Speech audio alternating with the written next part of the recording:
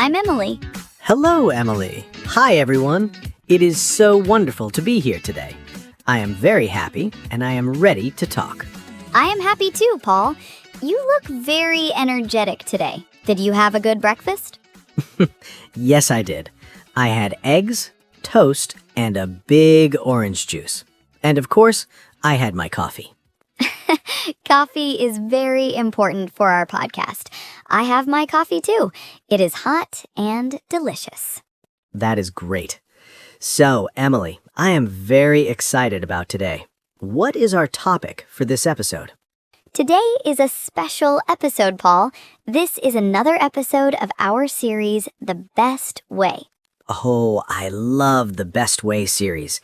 It is very helpful for our listeners. We always talk about the best ways to do things in English. Yes, exactly.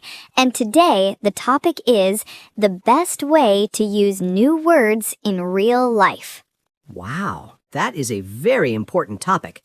Many students learn new words, but then they forget them. They don't know how to use the words when they talk to people. That is true, Paul.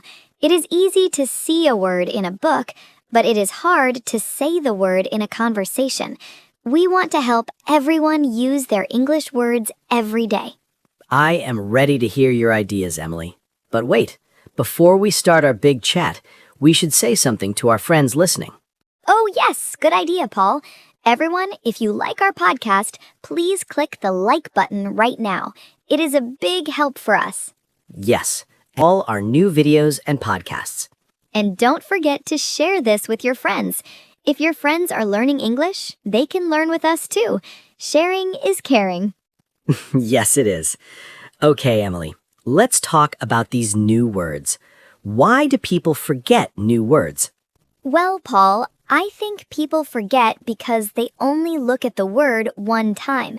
They write it in a notebook and then they close the notebook. I see. The word stays in the notebook, but it does not stay in the brain. Exactly. To remember a word, you must see it and use it many times.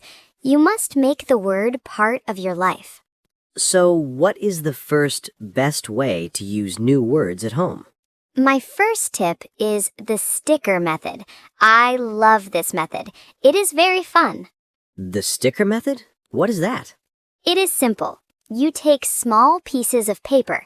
They can be yellow or pink or blue. You write one new English word on each paper. Okay, I have my paper and my pen. What do I do next? You put the paper on the object in your house. For example, you learn the word mirror. You write M-I-R-R-O-R on the paper, and you put the paper on the mirror in your bathroom. Ah, so every morning when I brush my teeth, I see the word mirror. Yes, and you can say the word out loud. You look at the mirror and say, mirror. This is a mirror. That is very smart. You can do that for everything. You can put a sticker on the fridge, the door, the window, and the table. Yes, and for basic learners, you can even use sentences. On the fridge, you can write, the fridge is cold. I like that. It helps you see the word in a real situation. You are not just reading a list, you are looking at your real house. Exactly. When you see the word 10 times a day, your brain says, okay, this word is important. I will remember it. That is a great tip for things in the house. But Emily, what about words that are not objects? For example, words like happy, busy, or beautiful. You cannot put a sticker on happy. You are right, Paul. You cannot put a sticker on a feeling. For those words, I have a different tip. I call it the mirror chat. The mirror chat? Do I talk to the mirror? Yes, you talk to yourself. I do this when I learn a new language.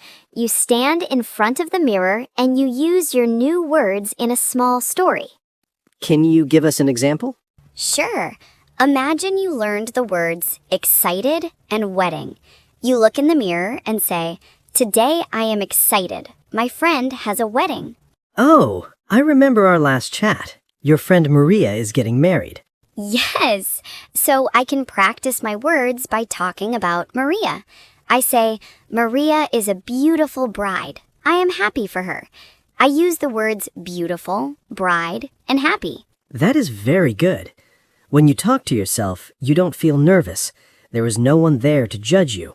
It is just you and the mirror. Yes, it is safe practice. And you can see your face. You can see your mouth moving. It helps with your pronunciation, too. I think that is a wonderful idea. I sometimes talk to my dog in English. Does your dog understand English, Paul? I don't know, but he looks at me and wags his tail. I say, Buddy, you are a good dog. You are very fast. I use the word fast. It is good practice for me. That is perfect. Pets are great listeners. They never say, your grammar is wrong. Exactly. They are very kind. Okay, so we have stickers and talking to mirrors or pets. What is another way to use new words? Another great way is the phone record. We all have phones, right? Yes, I have my phone right here. You can use the voice recorder on your phone. Every day, choose 3 new words. Try to make one sentence with each word. Then record your voice. Oh, so I listen to myself. Yes. For example, if the word is delicious, you say into your phone, this pizza is delicious. Then you listen to the recording. Is it helpful to hear my own voice? Very helpful. Sometimes we think we sound one way, but the recording shows us something different. It helps you get better. And you can save the recordings. In 1 month, you can listen to your old recordings and say, wow, my English is much better now. That is very motivating. It's like a diary, but for your voice. Yes, a voice diary. It's a great way to use new words in a sentence because a word alone is not very useful. You need to put it in a sentence to communicate. I agree. Apple is just a word, but I want to eat a red apple is a conversation. Yes, and speaking of conversations, my next tip is about the internet. Paul, do you like social media? I do. I like looking at photos on Instagram and watching videos on YouTube. Well, that is a perfect place to use new words. When you watch a video on Mr. English channel, you can leave a comment. Oh, I see. You can try to use a new word in the comment. Yes. For example, if we talk about food, you can write, today I learned the word breakfast. I had a big breakfast today. That is a real connection. You were talking to us and you were using your English. And we read the comments. When someone uses a new word correctly, I feel so happy. I often reply and say, great job. That is true. Using English on the internet is a real-life situation. You are talking to real people. It's not a book. Exactly. And you have time to think. You can look at your notebook, find the word, and then type it. It is very low pressure. I like that. So, stickers, mirrors, phone recordings, and internet comments. These are all great. Do you have a tip for when we are outside, like when we are walking or shopping? Yes, I call this the mental label. The mental label? Like a sticker, but in your head.